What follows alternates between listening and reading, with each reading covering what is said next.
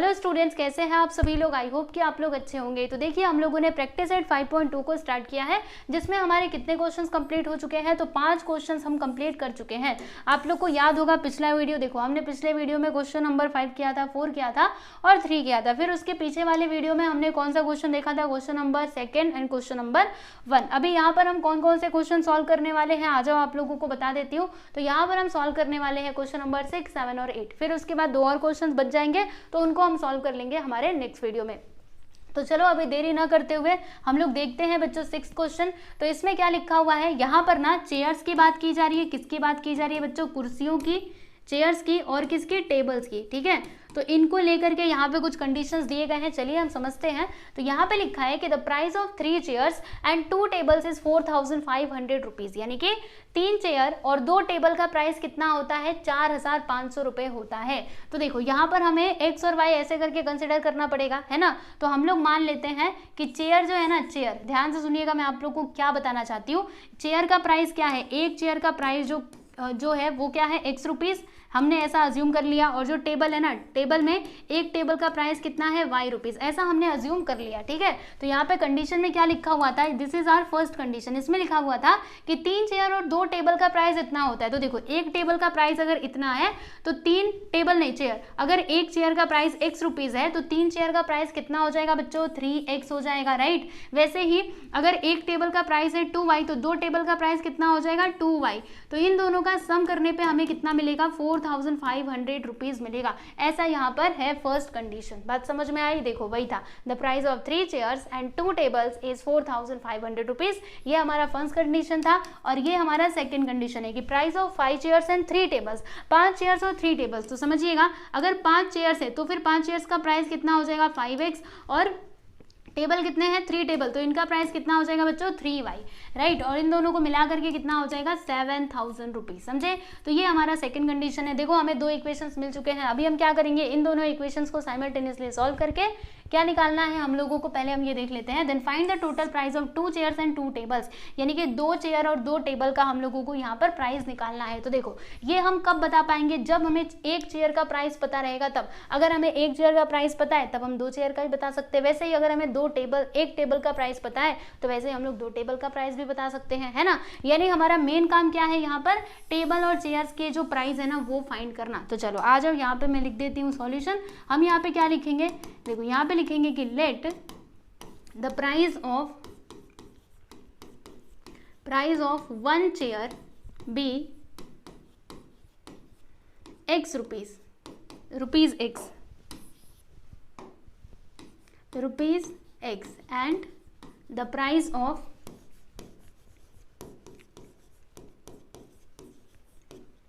1 table b rupees y। मतलब हमने यहाँ पे अज्यूम कर लिया कि एक चेयर का प्राइस कितना है, x रुपीज है, और एक टेबल का प्राइस कितना है, y रुपीज है। अब उसके बाद हम क्या करेंगे, यहाँ पर एक एक करके कंडीशंस देखते जाएंगे। तो यहाँ पर हम पहले लिखेंगे बच्चों according to first condition, according to first condition. तो फर्स्ट कंडीशन से हमें एक इक्वेशन मिलेगा। तो देखिए कंडीशन में क्या लिखा हुआ है कि the price of 3 chairs and 2 tables कितना होता है, 4500। तो देखो अगर एक चेयर का प्राइस है x रुपीज तो 3 चेयर का प्राइस कितना हो जाएगा बच्चों, 3x हो जाएगा। तो यहाँ पर मैंने लिख दिया है 3, फिर इसमें हम प्लस कर देंगे। किसको प्लस करेंगे, तो ध्यान से सुनो, यहाँ पर टेबल की भी बात की जा रही थी, कितने टेबल, 2, तो 2 टेबल का प्राइस कितना हो जाएगा, 2y हो जाएगा। क्यों, अगर एक टेबल का प्राइस इतना है तो 2 टेबल का कितना हो जाएगा, 2y हो जाएगा। और इन दोनों को मिला करके कितना होता है, 4500 रुपये होते हैं, राइट। ये हो जाएगा हमारा, क्या हो जाएगा बच्चों, इक्वेशन नंबर 1 हो जाएगा। तो एक काम करते हैं, हम इधर लिख देते हैं इक्वेशन नंबर 1। अब हम क्या करेंगे, सेकेंड कंडीशन से दूसरा इक्वेशन फाइंड करेंगे। तो यहाँ पर हम लिखते हैं according to second condition, according to second condition.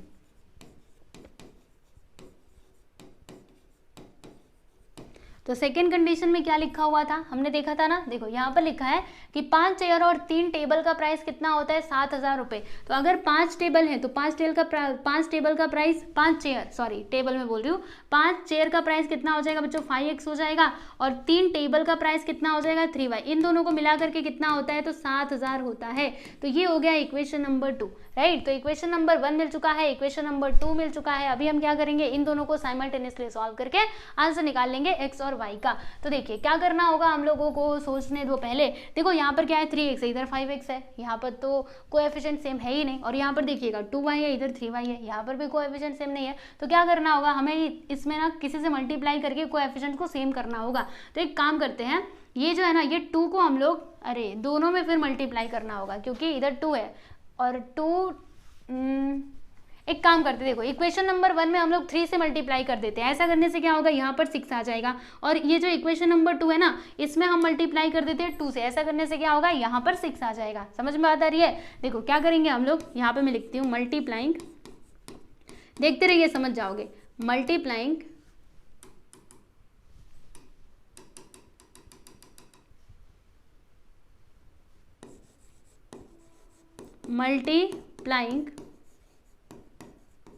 Equation 1 by equation 1 में हम मल्टीप्लाई कर रहे हैं बच्चों 3 से, एंड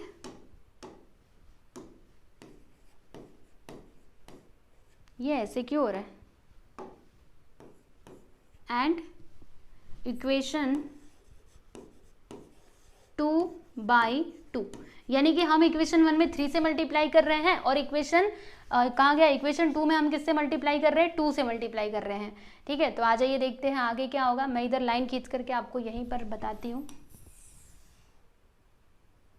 देखो बच्चों अभी क्या होगा जानते हो, इक्वेशन 1 में हम 3 से मल्टीप्लाई कर रहे हैं ना, तो इक्वेशन हमारा क्या बनेगा, हम क्या करेंगे, ये 3x में 3 से मल्टीप्लाई करेंगे तो क्या हो जाएगा 3 3 9, यानी कि 9x हो जाएगा। फिर उसके बाद 3 में 2 से मल्टीप्लाई करेंगे तो क्या हो जाएगा 3 2 6, यानी कि यहाँ पर क्या आ जाएगा बच्चों 6y हो जाएगा। ठीक है, फिर 3 का मल्टीप्लाई 4500 में करेंगे तो कितना आएगा, तो देखो 300 राइट, और 3 5 से क्या होता है 15 का 5 कैरी आ जाएगा 1, और 3 4 से क्या होता है 12 प्लस 1 13, यानी कि यहाँ पर क्या आ जाएगा बच्चों 13, मतलब 13,500 इधर आ जाएगा। और इसको हम लोग लिखेंगे इक्वेशन नंबर 3, समझे। अभी इसमें हम किससे मल्टीप्लाई कर रहे हैं 2 से मल्टीप्लाई कर रहे हैं, तो हर एक टर्म में हमें 2 से मल्टीप्लाई करना होगा। तो देखो अगर मैं 5x में 2 से मल्टीप्लाई करूंगी तो क्या हो जाएगा 5 2 10x हो जाएगा। फिर उसके बाद देखो 3 में 2 से मल्टीप्लाई करेंगे तो 3 2 6 हो जाएगा, यानी कि यहाँ पर हो जाएगा 6y। इसके अलावा अगर मैं 3 का मल्टीप्लाई 7 में 2 का मल्टीप्लाई 7 में करूँ तो कितना आएगा 7 2 14, यानी कि यहाँ पर आ जाएगा बच्चों 14,000, समझे ना। ये 3 0 तो लिखना ही पड़ेगा हम लोगों को। ये हो जाएगा इक्वेशन नंबर 4, ठीक है ना। अभी देखिएगा दोनों के कोएफिशिएंट्स क्या हो चुके हैं बच्चों, सेम हो चुके हैं। तो अब हम इनको साइमल्टेनियसली सॉल्व कर सकते हैं। तो क्या करें, माइनस करें कि प्लस करें, तो देखो दोनों का साइन क्या है सेम टू सेम है, तो जब सेम साइन रहते तो क्या करने का माइनस करने का, मैंने बताया था ना। तो हम एक काम करेंगे 4 में से 3 को माइनस कर देते हैं। अगर आप इसमें से इसको माइनस करोगे तो भी आंसर मिलेगा, ओके, किसमें से भी माइनस करो आंसर आपको मिल जाएगा। तो यहाँ पर क्या लिखेंगे सब्ट्रैक्टिंग इक्वेशन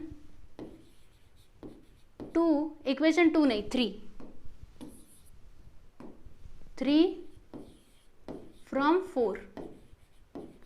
तो इक्वेशन नंबर 4 क्या है, इधर हम लिखते हैं 10x plus 6y which is equal to 14,000, और इक्वेशन नंबर 3 क्या है 9x plus 6y which is equal to 13,500। चलो जी माइनस करना है ना, हर जगह माइनस का साइन आ जाएगा, यहाँ पर यहाँ पर यहाँ पर। चलो अभी माइनस करते हैं। 14,000 में से 13,500 को माइनस करो, बताओ कितना आएगा।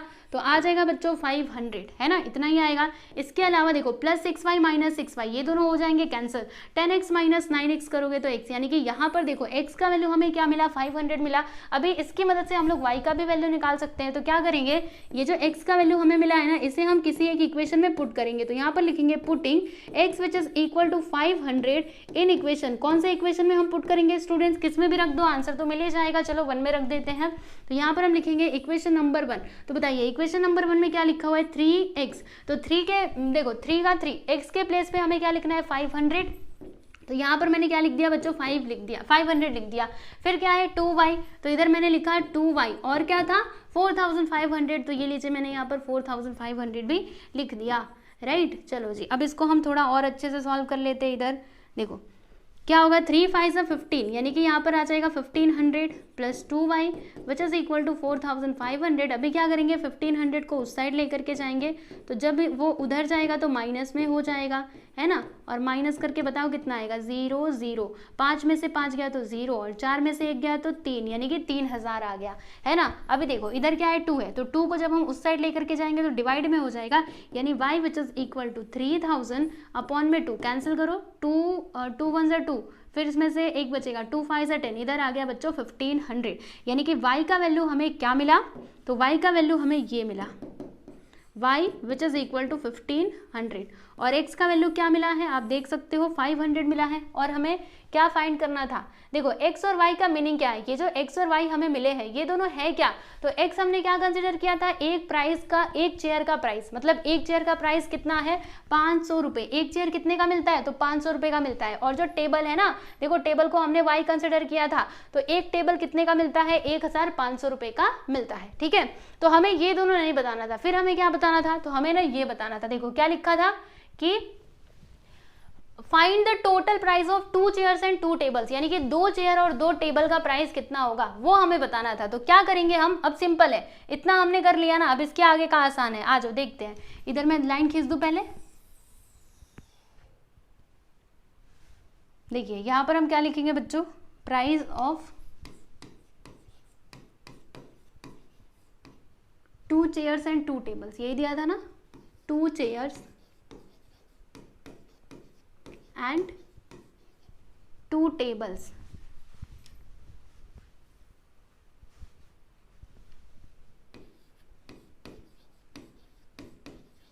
which is equal to, क्या होगा, अभी ध्यान से सुनो, 2 चेयर्स है ना, तो हम क्या करेंगे, 2 में मल्टीप्लाई करेंगे, किससे मल्टीप्लाई करेंगे, तो जो चेयर का प्राइस है ना हम उससे मल्टीप्लाई करेंगे। तो बताओ चेयर का प्राइस कितना आया है, ये देखो 500 रुपये आया है ना। तो हम क्या करेंगे, इधर 500 लिख देंगे स्टूडेंट्स, फिर उसके बाद यहाँ पे प्लस का साइन, क्योंकि हमें टोटल अमाउंट बताना है दोनों का मिला करके। तो देखो अगर 2 चेयर हम परचेस कर रहे हैं तो कितने का पड़ेगा हम लोगों को, 2 × 500, यानी कि 1000 का। वैसे ही अगर हम 2 टेबल परचेस कर रहे हैं तो हमें कितने का मिलेगा, तो देखो एक चेयर का प्राइस कितना, 1500, तो 2 चेयर का कितना हो जाएगा, 3000 हो जाएगा, सिंपल है। तो यहाँ पर हम लोग क्या लिख देंगे बच्चों, देखिएगा यहाँ पर हम लिख देंगे 1500, राइट। अब आगे देखो मल्टीप्लाई करोगे, इधर आएगा 1000, यहाँ पर देखो मल्टीप्लाई करेंगे तो 3000।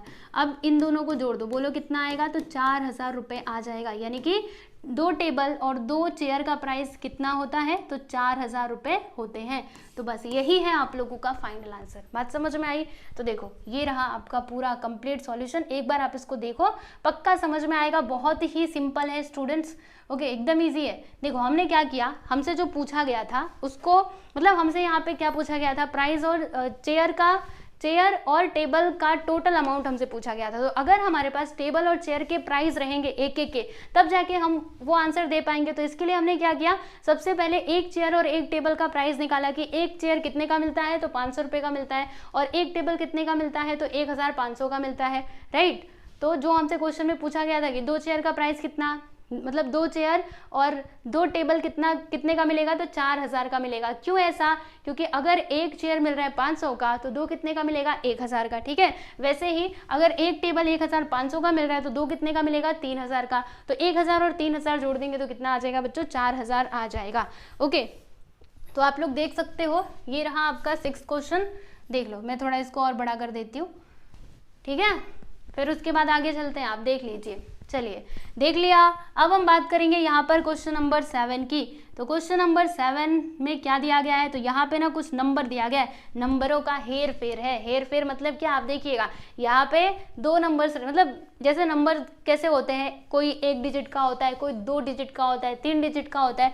जैसे देखो अगर कोई नंबर 2 डिजिट का है, यानी वो नंबर कैसा रहेगा, तो इसके मान लो ये मैंने लिखा 11, तो ये क्या है, 2 डिजिट का नंबर, क्योंकि इसके अंदर 2 डिजिट है, 1 और 2। उसी प्रकार से मैंने यहाँ पे लिखा 213, तो बताइए कितने डिजिट का नंबर है, तो ये 3 डिजिट का है, 1 2 3 3 डिजिट है ना इसके अंदर, तो ये 3 डिजिट का नंबर है, समझे। और एक और बात आप लोग जानते होंगे, जैसे मैंने यहाँ पे लिखा 215, तो देखो इसको कैसे बोला जाता है, इसको कैसे पढ़ोगे 215, तो देखो इसको हम लोग क्या बोलते हैं बच्चों, यूनिट्स बोलते हैं। ये कौन से प्लेस का नंबर है, यूनिट्स प्लेस का नंबर है। ये कौन से प्लेस का नंबर है, तो ये टेंस प्लेस का नंबर है। ये कौन से प्लेस का नंबर है, तो 100 प्लेस का नंबर है। ऐसे हम लोग बोलते हैं ना, यूनिट, टेंस, 100, फिर 1000, 10,000, राइट, इस प्रकार से हम लोग बोलते हैं। तो ये चीज़ आप लोगों को पता होनी चाहिए, और फिर जाके आप लोग इस टाइप के क्वेश्चंस को आसानी से सॉल्व कर सकते हो। तो चलो जी, अभी हम लोग देरी नहीं करेंगे, हम लोग डायरेक्टली अपने क्वेश्चन पे चलते हैं।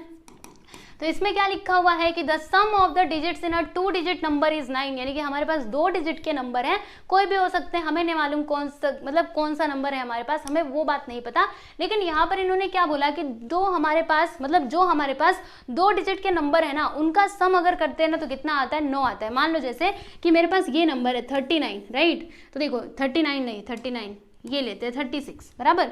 तो यहाँ पर देखिएगा पहला डिजिट क्या है, यानी यूनिट प्लेस पर का नंबर कौन सा है, 6 है, और टेंस प्लेस का क्या है बच्चों, 3। तो अगर मैं इन दोनों को जोड़ती हूँ ना तो कितना आता है, 9 आता है। यानी इस प्रकार से हमारे पास कोई नंबर है कि अगर हम उनके डिजिट को, जो भी डिजिट दिए गए हैं, अगर मैं उनको सम करूँ तो कितना आता है, 9 आता है। ठीक, ये हमारा पहला कंडीशन है, समझते जाओ। This is our first condition. Second condition क्या है कि the number is obtain by interchanging the digits exceeds the original number by 27, यानी कि ये हमारा ना बच्चों सेकंड कंडीशन है।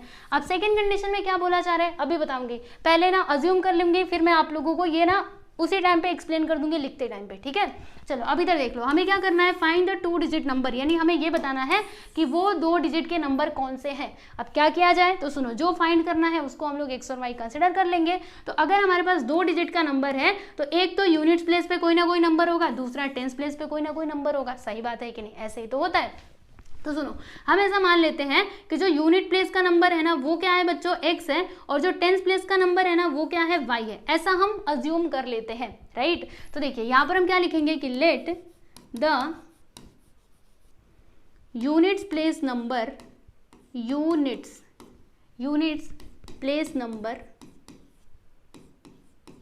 यूनिट्स प्लेस डिजिट लिखते हैं। डिजिट मैं क्या बोलती हूँ, डिजिट, हाँ डिजिट तो ही बोल रही थी, ये डिजिट बोलने में ना थोड़ा इधर उधर हो जाता है। चलो कोई नहीं। Let the units place digit be, unit place को हम लोग मान लेते हैं बच्चों y, राइट। देखो ये जो है ना, एक मिनट रुकना, एक तो टेंस हो जाएगा, एक तो यूनिट हो जाएगा। तो जो यहाँ पर नंबर है ना उसको मैंने क्या माना, y माना, और उसके बाद and the tens place number भी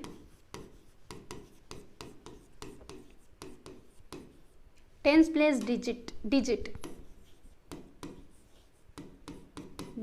बी वाई एक्स, राइट। देखो मैंने यहाँ पर क्या अज्यूम किया कि जो यहाँ पर नंबर है ना, यानी कि टेंस प्लेस पे जो नंबर है वो क्या है x, और यहाँ पर यूनिट प्लेस पे जो नंबर है उसको मैंने y ऐसा अज्यूम कर लिया है, ठीक है। तो अब देखिएगा हमारा ओरिजिनल नंबर क्या हो जाएगा बच्चों, बताती हूँ आप लोगों को। यहाँ पे हम लिखते हैं कि देयरफॉर ओरिजिनल नंबर,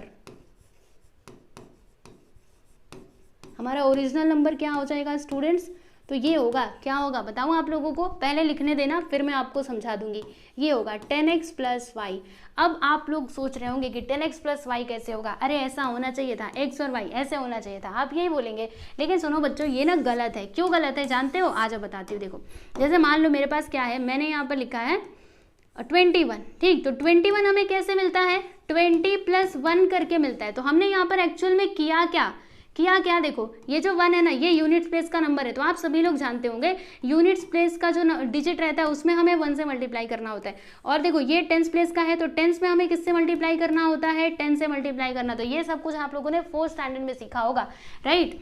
मतलब इसको हम क्या बोल सकते हैं, देखो 2 इंटू 10 करेंगे तो क्या आएगा बच्चों 20, और इधर 1 इंटू 1 किया तो 1, तो 20 प्लस 1 मिला करके क्या मिलेगा हम लोगों को, 21 मिलेगा। यानी इस नंबर को हमने कैसे लिखा, तो 20 प्लस 1 करके लिखा। यानी हमने क्या किया, 2 में 10 से मल्टीप्लाई किया। क्यों ऐसा, क्योंकि ये टेंस प्लेस का डिजिट है। उसके बाद हमने क्या किया, देखो 1 में हमने 1 से मल्टीप्लाई किया। क्यों ऐसा, क्योंकि वो तो यूनिट प्लेस का डिजिट है ना। अब उसके बाद इन दोनों को जोड़ो तो मतलब मल्टीप्लाई करो, 2 इंटू 10 करेंगे तो 20, 1 इंटू 1 करेंगे तो 1, यानी कि यहाँ पर क्या आ जाएगा बच्चों 21। बात समझ में आ रही है? तो सेम चीज़ हमने यहाँ पर भी किया है। देखो जो हमारा 10th प्लेस का नंबर है वो क्या है, 10th प्लेस के नंबर को हमने x कंसिडर किया ना, तो वो क्या है x। तो जो 10th प्लेस का डिजिट रहता है उसमें हमें किससे मल्टीप्लाई करना होता है, 10 से मल्टीप्लाई करना होता है। और जो यूनिट प्लेस का होता है उसमें हमें किससे मल्टीप्लाई करना होता है, 1 से मल्टीप्लाई करना होता है। तो अगर मैं 10 में मतलब 10 का मल्टीप्लाई x में करूंगी तो कितना आ जाएगा बच्चों, 10x आ जाएगा। और फिर y का मल्टीप्लाई 1 में करूंगी तो क्या आएगा, ओनली y आएगा, राइट। तो इस प्रकार से हमारा नंबर बनेगा, है ना। और इन दोनों को हम जोड़ेंगे, जैसे यहाँ पर देखो हमने कैसे जोड़ा था, यहाँ पर मैंने क्या लिखा था, 21 को कैसे लिखा था बच्चों, 20 + 1, यानी प्लस किया था ना। तो सेम चीज़ यहाँ पर भी होगा, हम लोग इन दोनों को प्लस ही करेंगे, राइट। तो ये हमारा ओरिजिनल नंबर हो जाएगा। हमें क्या बताना है, हमें वही तो बताना है, 2 डिजिट का नंबर ही तो बताना है, यानी कि ओरिजिनल नंबर ही फाइंड करना है। तो ये ओरिजिनल नंबर आप ध्यान में रखिएगा। चलिए अभी हम क्या करेंगे, एक एक करके कंडीशंस देखते जाएंगे। तो यहाँ पर लिखते हैं according to first condition, according to first condition.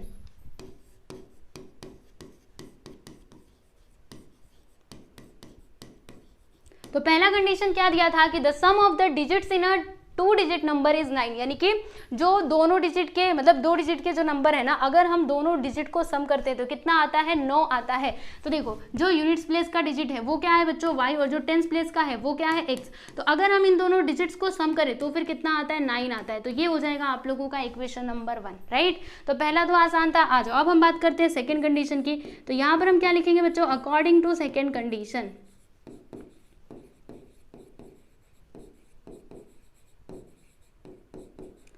तो सेकेंड कंडीशन में क्या लिखा हुआ था, तो ये लिखा हुआ था, क्या लिखा था, अब ध्यान से समझिएगा इसको, हाँ बहुत जरूरी है। The number is obtain by interchanging the digits exceeds the original number by 27। पहले आप ये समझो कि डिजिट्स को इंटरचेंज करने का मतलब क्या है। क्या बोला मैंने कि डिजिट्स को ना इंटरचेंज किया। इंटरचेंज मतलब क्या होता है, अदला बदली करना। हम लोग क्या करेंगे, जो यूनिट्स प्लेस का डिजिट है ना उसको हम 10th प्लेस पर लेकर के चले जाएंगे, और जो 10th प्लेस का डिजिट है ना उसको हम लोग यूनिट्स प्लेस पर लेकर के चले जाएंगे, यानी दोनों की अदला बदली कर दी जाएगी, हेर फेर कर दिया जाएगा। बताया था ना आप लोगों को, यहाँ पे नंबरों का हेर फेर होगा। तो देखो होगा क्या, जैसे कि ये क्या है, ये यूनिट्स प्लेस का डिजिट है ना, तो अब ये 10th प्लेस का डिजिट बन जाएगा, यानी कि y 10th प्लेस का डिजिट बन जाएगा, x यूनिट प्लेस का डिजिट बन जाएगा। तो हमारा नंबर क्या बनेगा बच्चों, ओरिजिनल नंबर हमारा क्या बनेगा, तो ये बनेगा 10y + x बनेगा, है ना। ऐसे ही तो होगा, क्योंकि क्या करना होता है, जो भी डिजिट 10th प्लेस पे होता है उसमें हमें 10 से मल्टीप्लाई करना होता है, और जो यूनिट्स प्लेस पे होता है उसमें हमें 1 से मल्टीप्लाई करना होता है। तो हमारा नंबर क्या बनेगा, 10y + x बनेगा, बराबर। ये बात आप लोग को समझ में आई कि नहीं, कि यहाँ पर, अरे ये तो मिट गया, एक मिनट, यहाँ पर नंबर क्या बनेगा, तो ये बनेगा 10y + x, बराबर। ये समझ गए। इंटरचेंजिंग होने के बाद क्या होगा, अब चलो अभी क्वेश्चन पढ़ते हैं। सुनो क्या लिखा है इसमें कि number is obtain by interchanging the digits, यानी जब हम डिजिट्स को क्या करते हैं, अदला बदली कर देते हैं, तो जो हमें नंबर मिलता है, बोलो हमें नंबर क्या मिला अदला बदली करने के बाद, तो ये मिला 10y + x, ये मिला, राइट। तो ये जो नंबर है ना, ये क्या है, by changing the digits exceeds the original number by 27, यानी कि वो एक्सिट्स यानी क्या होता है बच्चों, ज्यादा होना, ठीक है। तो ये जो है ना, यानी इंटरचेंज करने के बाद हमें जो नंबर मिला वो ओरिजिनल नंबर से कितना ज्यादा है, तो 27 ज्यादा है। ध्यान से सुनो, एक बार फिर से बोल रही हूँ, क्या बोला है इसमें कि the number is obtain by interchanging the digits. Digits interchange करने के बाद जो हमें नंबर मिलता है वो क्या है, एक्सिट्स है, यानी कि ज्यादा है। कितना ज्यादा है, 27 ज्यादा है। किससे ज्यादा है भाई, तो ओरिजिनल नंबर से वो ज्यादा है, समझे। यानी देखो ये जो है ना, ये किसके इक्वल हो जाएगा बच्चों, समझते जाइएगा। हमारा ओरिजिनल नंबर क्या था, तो ये था 10x + y,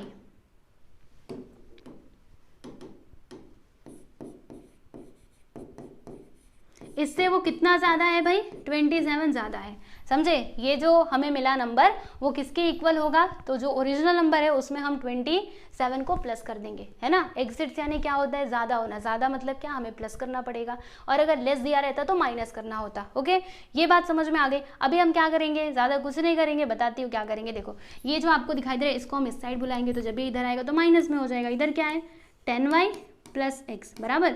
और जब ये इधर आएगा तो माइनस में हो जाएगा, -10x + y which is equal to 27। और इसको मिटा दूं ना, चलो जी आ जाओ आगे देखते हैं। यहाँ पर क्या होगा, ब्रैकेट्स हटाएंगे तो 10y माइनस माइनस नहीं प्लस एक्स, माइनस का मल्टीप्लाई अंदर करेंगे तो 10x हो जाएगा, माइनस का मल्टीप्लाई अंदर होगा तो -y which is equal to 27। अब देखिएगा 10y माइनस वाई, पहले एक काम करते हैं, इधर देखो, चलो 10y माइनस वाई करेंगे तो यहाँ पे 9y आ जाएगा, और x माइनस 10x करोगे तो -9x आएगा विच इज इक्वल टू 27। बात समझ में आई कैसे किया हमने? अरे सिंपल है ना, क्या किया देखो, क्या किया, x में से 10x को माइनस किया तो क्या आया 9 आएगा ना, क्योंकि 10 में से 1 गया तो 9, और माइनस का क्यों साइन आया, क्योंकि ग्रेटर नंबर के आगे माइनस का साइन है। ओके चलो जी, अभी हम क्या कर सकते हैं, हर एक को 9 से डिवाइड कर सकते हैं, तो यहाँ पर मैंने हर एक को 9 से डिवाइड कर दिया, क्योंकि मैंने आपको बताया था कि अगर हमारा इक्वेशन छोटा होता है तो उसको छोटा कर देने का, जितना छोटा होता है उतना छोटा कर दो।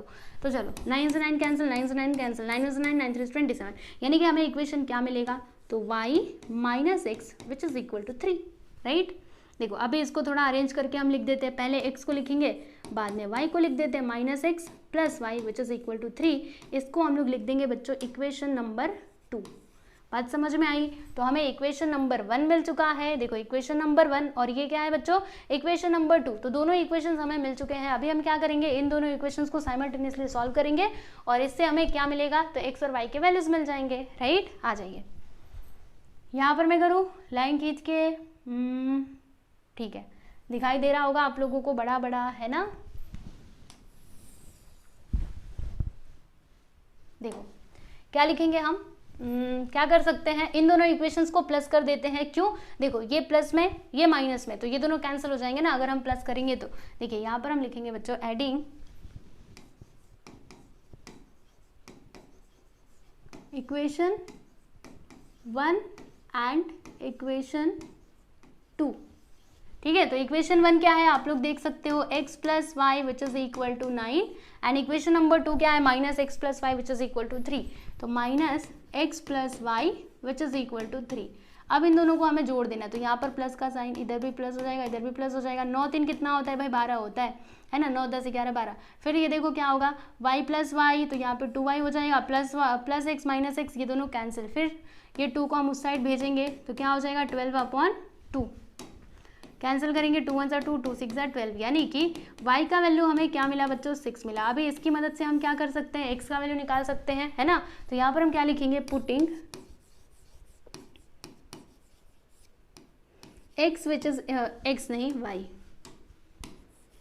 y which is equal to 6 in equation, कौन से इक्वेशन में हम लोग पुट करेंगे स्टूडेंट्स, चलो इक्वेशन नंबर, आप बोलेंगे हर बार 1 में ही कर रहे हो, चलो इस बार मैं 2 में ही करके देख लेती हूँ, ठीक है। तो इक्वेशन नंबर 2 क्या दिया, देखो माइनस एक्स प्लस वाई, तो यहाँ पर मैं लिखा माइनस एक्स प्लस वाई के प्लेस पर हम लोग क्या लिखेंगे बच्चों, 6 लिखेंगे। यहाँ पर लिख दिया 6 विच इज इक्वल टू किसके इक्वल होगा, 3 के इक्वल होगा, तो यहाँ पर लिख दिया 3। अभी क्या, 6 को उधर भेजो, माइनस एक्स को ऐसे रहने दो, तो जब 6 उधर जाएगा तो माइनस में हो जाएगा, यानी minus x which is equal to 3 minus 6 करेंगे तो -3, माइनस से माइनस कैंसिल, यानी कि x का वैल्यू हमें क्या मिलेगा बच्चों, तो x का वैल्यू मिल जाएगा हम लोगों को +3, है ना। हमें क्या निकालना था, आ जाओ देख लेते हैं क्वेश्चन। देखो क्वेश्चन देखो, हमें ओरिजिनल नंबर बताना था, राइट। ओरिजिनल नंबर हमारा क्या था, ये था 10x प्लस वाई, बराबर। तो देखो अगर हमारे पास x का वैल्यू आ जाए और y का वैल्यू आ जाए, तब जाके हम लोग ओरिजिनल नंबर आसानी से बता सकते हैं। तो आ चुके हैं ना हमारे पास x और y के वैल्यूज, देखो y का भी वैल्यू आ चुका है, इसके अलावा हमने यहाँ पर x का भी वैल्यू निकाल लिया है। तो अभी फाइनली हम इसका आंसर क्या लिखेंगे, यहाँ पे हम लिख देते हैं कि therefore original number which is equal to, क्या था आप लोगों ने देखा था, इधर ऊपर देखा था, देखो 10x प्लस वाई दिख रहा है, 10x प्लस वाई। तो मैं यहाँ पे लिखती हूँ, इधर देखो 10x प्लस वाई। अभी यहाँ पे हम लोग वैल्यूज पुट करेंगे, तो 10 इंटू x का वैल्यू इज 3, y का वैल्यू इज 6। अब 10 3 सा क्या हो जाएगा बच्चों 30, और ये +6 तो कितना आएगा 36। अरे ये तो अजूबा हो गया, देखो मैंने स्टार्टिंग में इसी को अज्यूम किया था ना, यही आंसर आया। चलो अच्छी बात है, हमारा अजम्पशन राइट था, मुझे पता नहीं था कि यही आएगा इसका आंसर। चलो ठीक है, तो आंसर क्या आ गया बच्चों 36 आ गया, आप लोग देख सकते हो। यहाँ पर हमने क्वेश्चन नंबर 7 भी कंप्लीट कर लिया है। पूरा आंसर मैं आपको दिखा देती हूँ एक बार में, ये लो जी देख लो।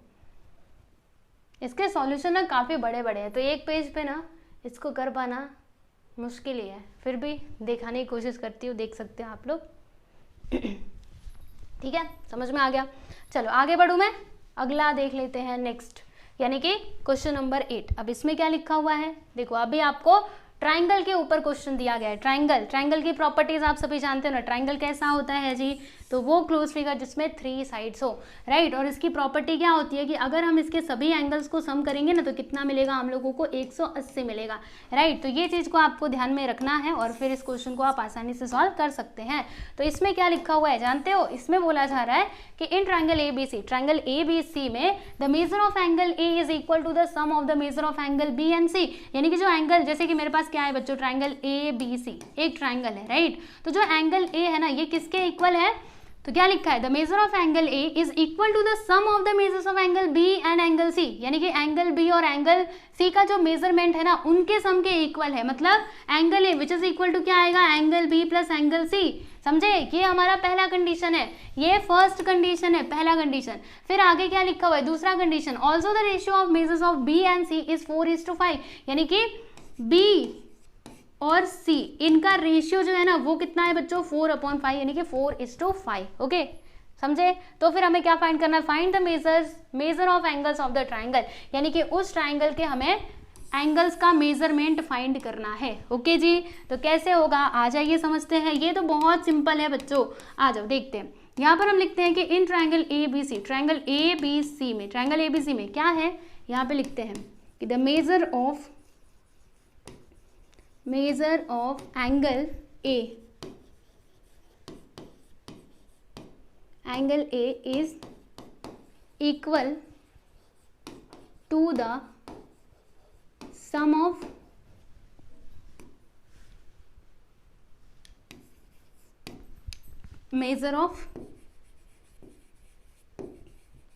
measures of angle B and angle C, यानी कि हमारा इक्वेशन कैसा बनेगा, तो कुछ ऐसा बनेगा, बताती हूँ।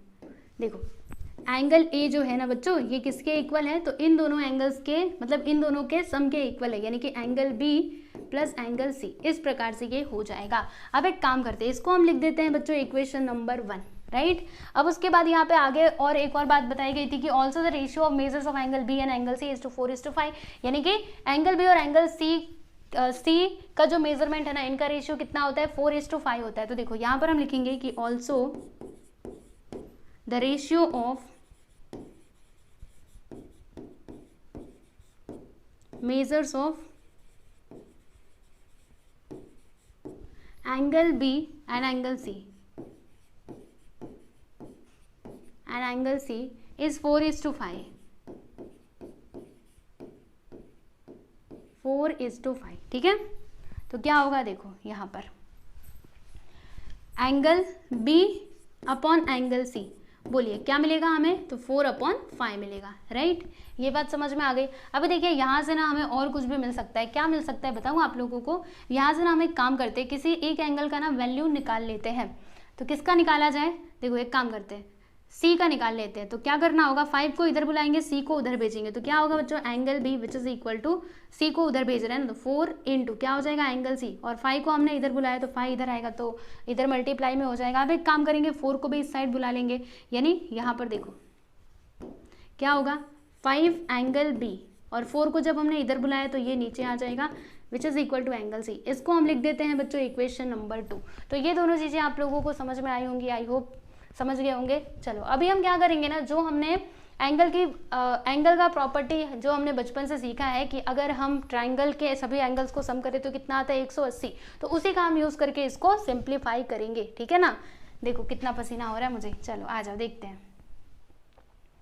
क्या लिखेंगे हम लोग। कहाँ पर लिखूँ, इधर ही नीचे लिखूँ, आ जाओ। यहाँ पर लिखते हैं कि वी नो दैट, हम लोगों को पता है, एक बात हम जानते हैं, we know that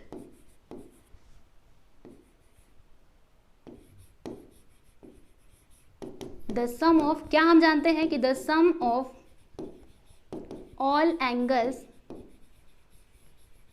of a triangle is 180 degree, यानी कि जो ट्राइंगल के एंगल्स होते हैं अगर हम उनका सम करें तो फिर कितना आता है, 180 डिग्री आता है। यानी कहने का मतलब क्या है कि angle A plus angle B plus angle C, तीनों मिला करके कितना होगा बच्चों, तो 180 डिग्री हो जाएगा। समझे कि नहीं? तो अभी क्या कर सकते हैं हम लोग, तो यहाँ पर देखिएगा, ये देखो इक्वेशन नंबर 1 में ए का वैल्यू क्या लिखा हुआ है, angle B plus angle C लिखा हुआ है ना। तो इस ए के प्लेस पर हम लोग क्या करेंगे, इस वैल्यू को पुट करेंगे। तो देखो एंगल ए के प्लेस पे हम क्या लिख रहे हैं, angle B plus angle C, याद रखिएगा। फिर उसके बाद क्या है, angle B plus angle C which is equal to 180 degree. समझे, यहाँ पे लिख दिया मैंने 180 डिग्री। और ये कहाँ से लिखा है, इक्वेशन नंबर 1 से। तो इसका रीजन बताइएगा, फ्रॉम 1। चलो जी, अब हम आगे बढ़ते हैं और देखते हैं कि ये कैसे सॉल्व होगा। तो इस ब्रैकेट को अगर मैं हटाऊं तो क्या होगा बच्चों, angle B plus angle C plus angle B plus angle C which is equal to 180 degree. अभी क्या देखो, angle B plus angle B, यहाँ पर हो जाएगा 2 एंगल बी, फिर angle C plus angle C, तो यहाँ पर हो जाएगा 2 angle C which is equal to 180 degree. इतनी बातें अच्छे से समझ में आ गई ना। अभी हम क्या कर सकते हैं, तो इधर से देखो एंगल सी का वैल्यू इधर क्या लिखा हुआ है, 5 एंगल बी अपॉन 4। तो हम क्या करेंगे, ये जो एंगल सी है ना, इसके प्लेस पे हम इसको रखेंगे, 5 एंगल बी अपॉन 4 को रखेंगे। ओके, तो देखिए होगा क्या, बताती हूँ। यहाँ पर क्या है, 2 एंगल बी रहने दो, फिर उसके बाद से plus 2 angle C, angle C के प्लेस पे हम क्या लिखने वाले हैं, तो ये लिखेंगे 5 angle B upon 4 which is equal to 180 degree. अब ये कहाँ से लिखा, तो इक्वेशन नंबर 2 से लिखा। यहाँ पर बताइएगा बच्चों, फ्रॉम 2, राइट। चलो ये फ्रॉम है, एफ है।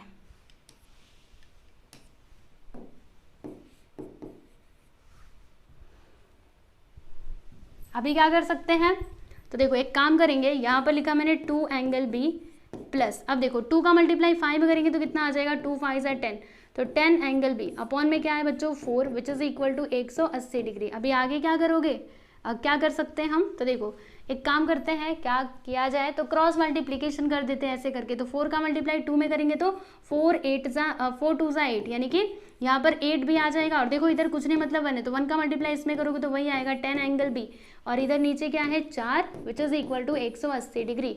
ओके जी, चलो अब हम आगे चलते हैं। यहाँ पर देखो 8 भी और 10 भी दोनों मिला करके क्या हो जाएगा, 18 भी हो जाएगा। और ये जो 4 दिखाई दे रहा है ना, 4 को हम लोग उस साइड लेकर के जाएंगे तो जब ये उधर जाएगा तो मल्टीप्लाई में हो जाएगा।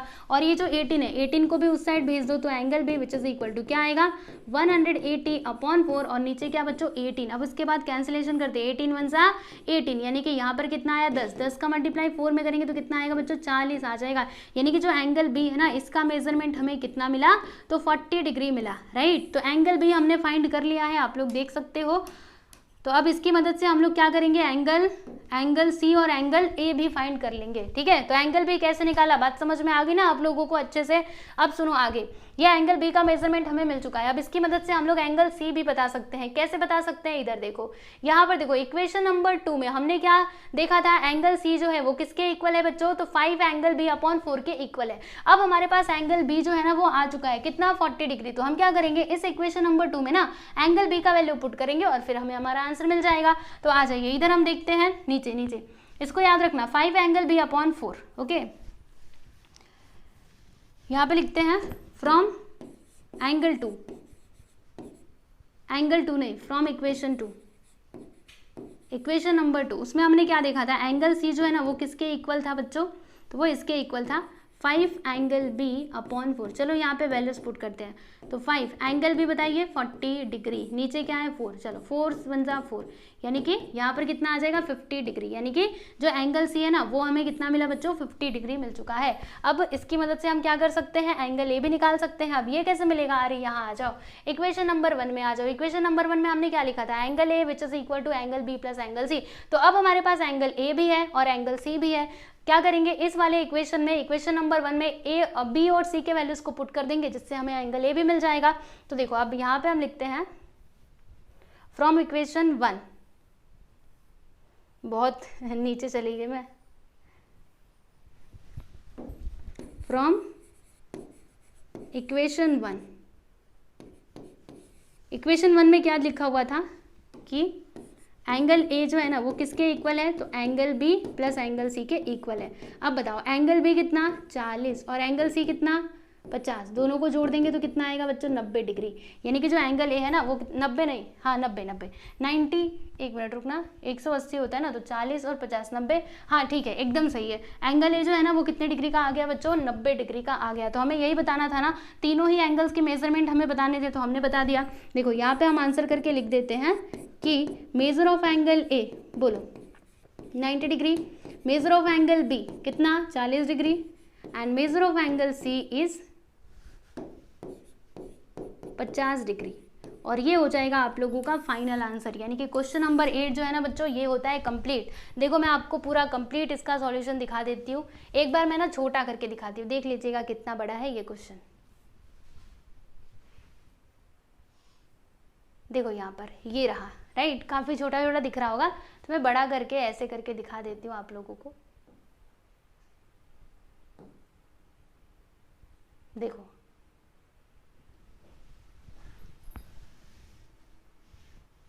इसकी पीडीएफ भी आप लोगों को मिल जाएगी, तो उसकी आप चिंता मत करना, पीडीएफ मैं अवेलेबल करवा दूंगी। जितना भी है जैसा इसमें लिखा हुआ है ना वैसा ही आप लोगों को सेम टू सेम मिल जाएगा।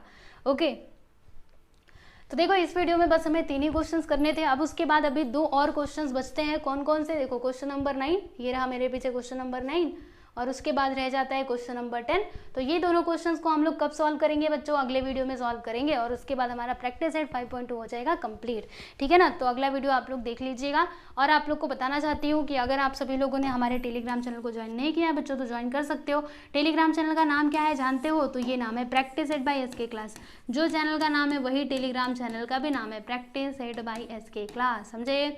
इसको आप लोग ज्वाइन कर लीजिएगा फॉर नोट्स। एंड हमारी एक इंस्टा आईडी है, ऑफिशियल इंस्टा आईडी, आप लोग इसको भी फॉलो कर सकते हो, एसके शालिनी 2023। ठीक है, इसको भी आप लोग फॉलो कर सकते हो फॉर रेगुलर अपडेट्स। समझे? तो चलिए बच्चों मिलेंगे अगले वीडियो में, ध्यान रखिएगा अपना, और ये दोनों क्वेश्चंस को हम लोग नेक्स्ट वीडियो में कंप्लीट कर लेंगे। ठीक है, चलो बाय एवरीवन।